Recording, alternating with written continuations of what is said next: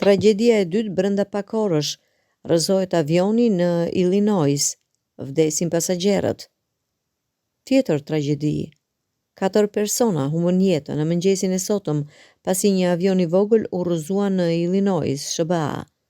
Avioni ishte nisur nga qyteti Menomonee, Wisconsin, dhe u rrëzua rreth orës 10:15.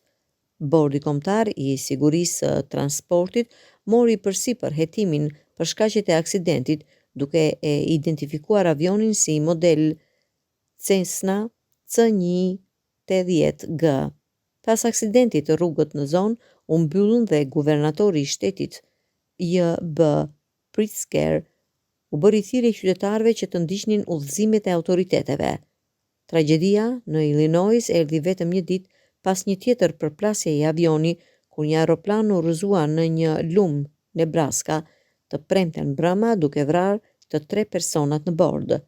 Brenda të njëjtit muaji, një aeroplan privat u rrëzua në New York, ndërsa po përpiqej të ulej pa të mbijetuar.